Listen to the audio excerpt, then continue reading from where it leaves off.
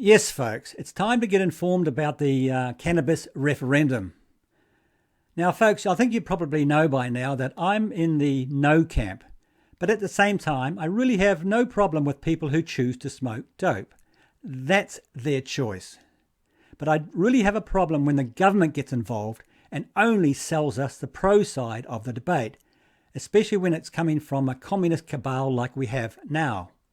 So today I've posted a link to a report from the no side, Lessons from the USA, along with a bill report commissioned by the government. Now folks, focus on that USA report because it really debunks everything the government has been telling us so far. Anyway, let's get started with Prime News.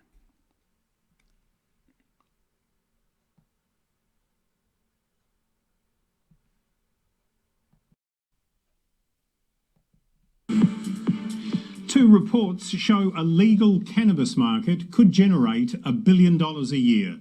The reports by Business and Economic Research Limited were commissioned by the Ministry of Justice last year, but have only now been made public.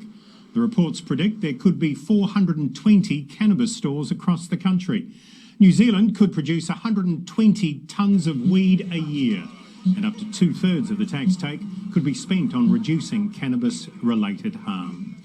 Meanwhile, a new report found that countries that have legalised cannabis have seen an increase in drugged driving crashes and youth use of the drug.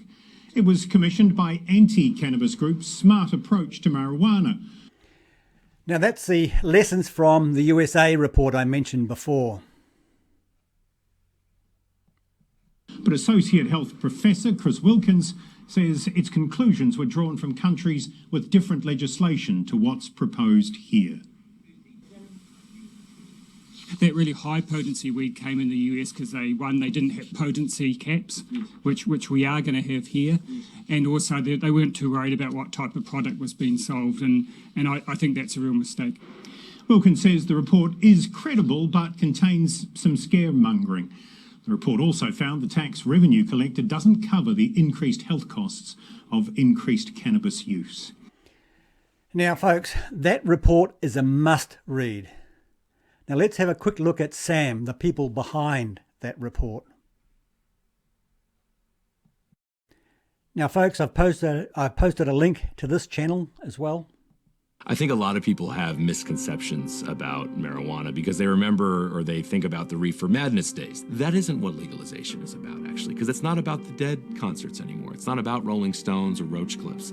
It's about mass production. It's about an industry, marijuana, that now resembles the tobacco industry, that resembles big pharma, that resembles the alcohol industry. Industries driven by Wall Street, Silicon Valley, Madison Avenue, and the whole apparatus of commercialization of not marijuana, THC infused any kind of product you want. So legalization is essentially encouraging a new generation of drug users. And it's encouraging that by pushing legal businesses that are above board, that are not hiding. They're actually, not only are they not hiding, they're proud of what they're doing. They're advertising, they're paying off politicians, they're coming up with new product lines and new taglines and really cool colors and in media that young people see and hear. And what we've seen in Colorado, for example, is that the pot shops are all concentrated in poorer communities and in Latino communities and other vulnerable communities of color. Yes, and you'll notice that in New Zealand as well, especially Gisborne. Because that is where you are able to target the folks who may more easily slide into heavy use. And you need heavy users if you're a commercial industry. That's how you make your money. Also in Colorado, we're seeing not only the drunk driving problem that we've had for a long time, but now a stoned driving problem, a drugged driving problem. And marijuana directly impacts, and anybody who knows someone who smokes marijuana can also tell you this, it impacts your reaction time, right? It impacts your reflexes. I mean, that's not debatable.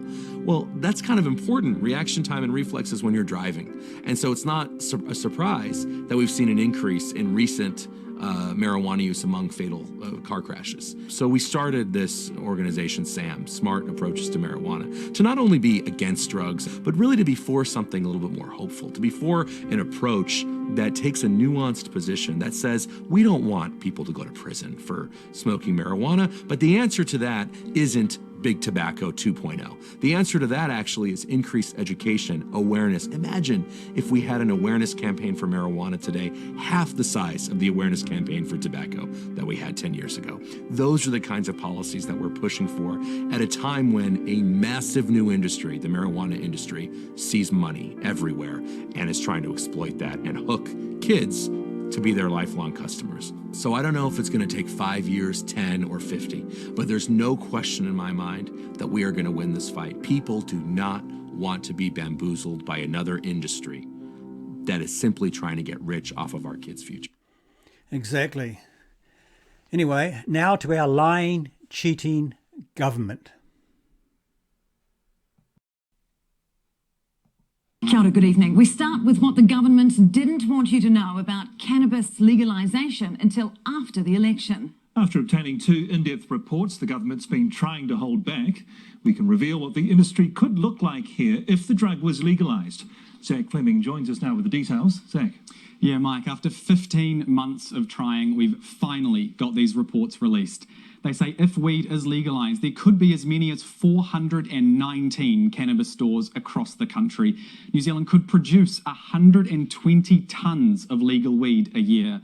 It's estimated even if it is legalised, though, Kiwis would still use 20 tonnes of illegal weed. Yes, because gangs will make weed more potent. There would be an expected mammoth tax take of more than $1 billion. Yeah, the government drug pusher. It could soon go from illegal to industry, and now we have a clear idea of what that would actually look like, thanks to 2 chunky cannabis reports obtained by NewsHub. It's great that this independent analysis has come out now to inform voters. Kiwis illegally consume about 74 tonnes of cannabis a year at the moment, but if it's legalised, that could shoot up to 103 tonnes a year. There would be an extra 140,000 people using. And yeah, so it's not about catering for existing users, it's about expanding the market. in the short term, but that would drop down again with time.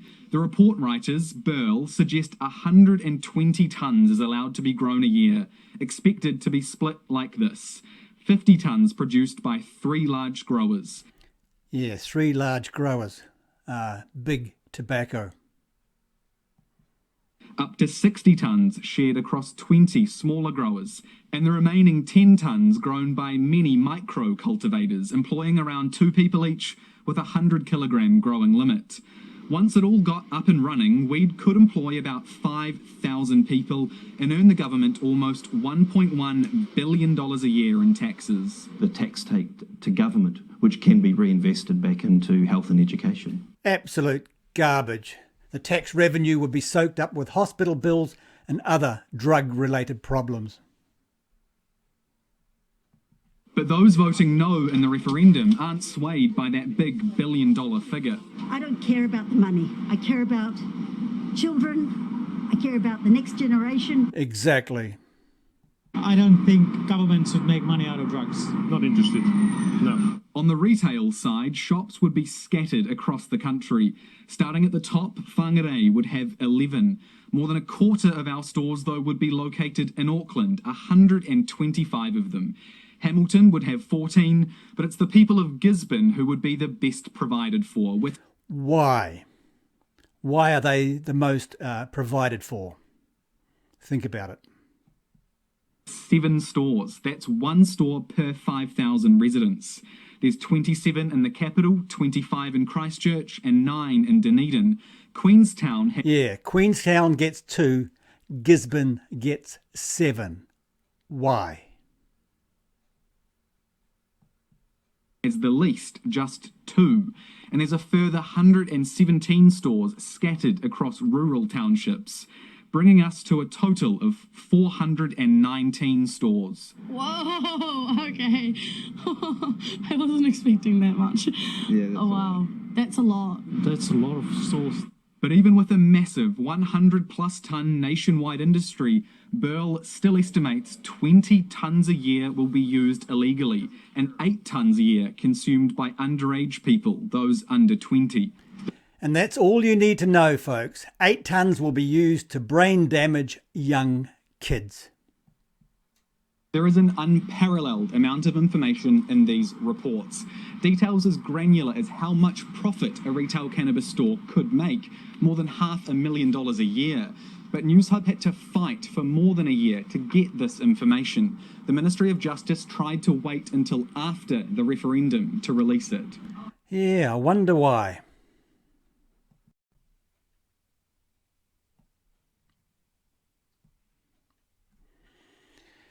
Yeah, now folks, on a different topic, this Saturday I will be meeting up with Cross the Rubicon at the Aotea Square in Auckland at midday. All going good. And you can join us if you wish.